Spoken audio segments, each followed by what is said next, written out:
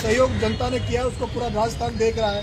मुझे भरोसा है उस बैकवर्ड एरिया में हाड़ौती अंचल जहाँ मैं आता हूँ, जहाँ लोग बोलते नहीं थे, अब अगर इस तरह की कोई भी घटना होगी तो मुझे भरोसा, जिस तरह से इन बच्चों का दाग टायरों पर डालकर, केरोसिन डालकर जला दिया था, किसी ने विरोध नहीं किया था, लेकिन अब कोई दुर्घटना दोबारा होगी तो वहाँ का व्यक्ति, हाड़ौती का आदमी चुपचाप नहीं बैठेगा। वहाँ के आदमियों को न्याय लेने के लिए जयपुर नहीं आना पड़ेगा, वहाँ के व्यक्ति वहीं न्याय करवा लेंगे, चाहे वो वसुंधरा हो, चाहे बिरला हो, वो कितना ही बड़ा नेता हो, उससे हम वहीं न्याय, वहीं कोटा तक छीन लेंगे। जयपुर लड़ाई लड़ने के लिए नहीं आएंगे, इसलिए मिशन चलाया था। मित्रों, मैं अब इस लड़ाई को, नेता बनना सब चाहते हैं, लेकिन मैं नेतागिरी से हटकर मैं एक सामाजिक कार्यकर्ता बनना चाहता हूँ, सामाजिक नेता बनना चाहता हूँ, जो समाजों के लिए काम करे, जागृति के लिए काम करे। और ये जो मैं अनशन पे था, आप लोगों से हाथ जोड़ के निवेदन कर रहा हूँ, मैं जब अनशन पे था तो उस अनशन से लोगों का ध्यान भटकाने के लिए एक फर्जी सरपंच, जो सरपंच भी नहीं है, उसके माँ बाप सरपंच होंगे, उसने किस तरह का वातावरण बनाया था।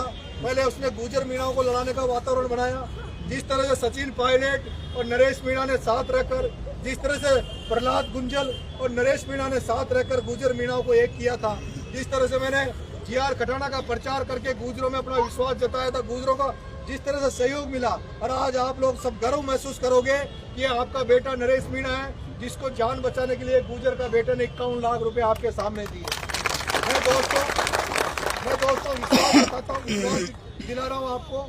जो मैं दूसरे भामाशाह का नाम अभी जाहिर नहीं करना चाहता, जिसने मुझे 50 लाख का आश्वासन दिया था, वो राजपूत समाज से आते हैं, जिन्होंने कहा था कि बेटा मैं 50 लाख रुपए भेज दूंगा, तुम अनशन तोड़ दो। मैंने जाट समाज ने मदद करी है।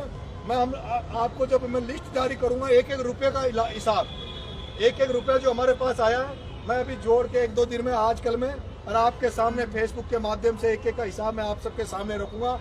फूटी ये बच्चे हैं, 1 रुपये की भी नरेश मीणा ने ना तो अब तक बेईमानी करी है, ना आगे नरेश मीणा बेईमानी करेगा, क्योंकि ये नरेश मीणा पे विश्वास और भरोसा राजस्थान की जनता ने जो कायम किया है, उसी की देन है कि 24 घंटे के अंदर 80-90 लाख रुपए राजस्थान की जनता ने दिया है। लेकिन लड़ाई अभी खत्म नहीं हुई है। आपने समझौता के बाद में झालावाड़ गया तो सब लोग नाराज थे कि उग्रपन छोड़ दो, तो तुमने कहा तो मैं गांधी बन गया, लेकिन गांधी बना तो 15 दिन गांधी बन के रहा, उसका हाल तुमने देख लिया। ज्यादातर लड़के, जब कल मसाल जुलूस निकल रहा था, मैं कमेंट देख रहा था, लड़के कह रहे थे कि इसको गुर्जर की थड़ी की तरफ नहीं, इसको भजन लाल की तरफ चलने दो।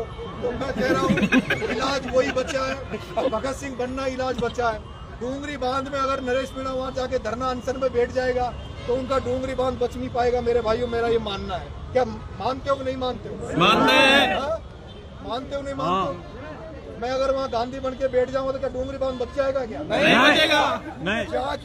जहाँ की डूंगरी बांध की जब माताएं बहनें झांसी की रानी बनने के लिए तैयार है, और उन झांसी की रानी वीरांगना बनने के बीच में अगर नरेश मीणा कहेगा कलेक्टर साहब, एसपी साहब, भजन लाल जी हमारी बात मान लो, तो क्या मान लेंगे? क्या 15 दिन भूखे रह के हाथ जोड़ के भीख मांग ली भजन लाल से, तो अब नहीं मानी तो क्या वहाँ हाथ जोड़ के मानेंगे? क्या नहीं, क्या बनना पड़ेगा? भगत सिंह बनोगे। अब ऐसे नहीं कहोगे ना, धैर्य रख, नहीं कहोगे ना, ऐसे नहीं कहोगे ना, संयम रख। मेरे भाइयों, भगत सिंह सेना बना रहा हूँ,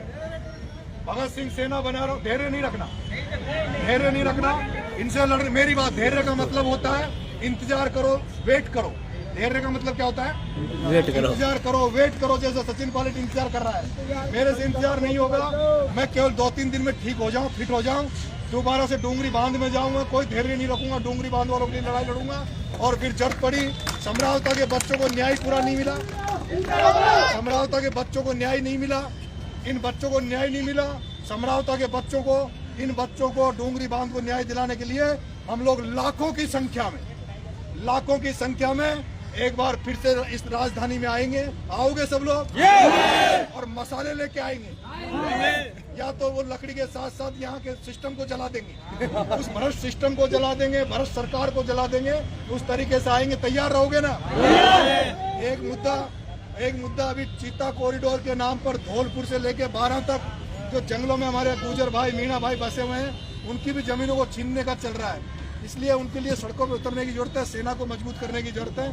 मुझे उम्मीद है आप सब लोग इस लड़ाई में मेरा साथ दोगे। जिस तरह से आप साथ दे रहे हो, आपको बहुत बहुत धन्यवाद मेरे भाइयों। आपने मुझे ताकत दी, सहयोग दिया। बार बार एक सवाल आ रहा है, आप पार्टी को लेकर क्या करोगे? आप पार्टी को लेकर क्या करोगे?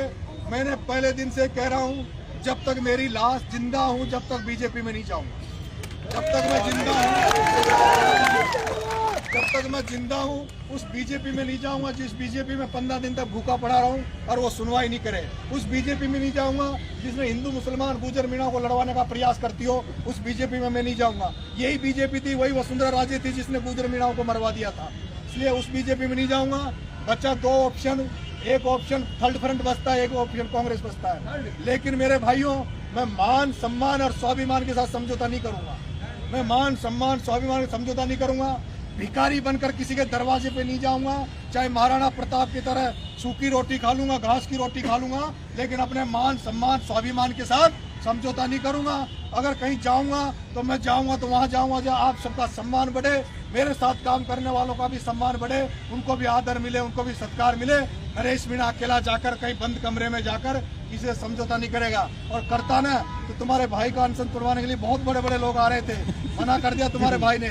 आज जो राजेंद्र गुडा, जो भाई आपका पहले दिन से नरेश के साथ लड़ा, उसी राजेंद्र गुडा के साथ अनशन तोड़ूंगा, उन जनता के साथ अनशन तोड़ूंगा, उन पीड़ितों के साथ अनशन तोड़ूंगा। आज आपके बीच में आके अनशन तोड़ा है। बहुत बहुत धन्यवाद। राम राम साहब।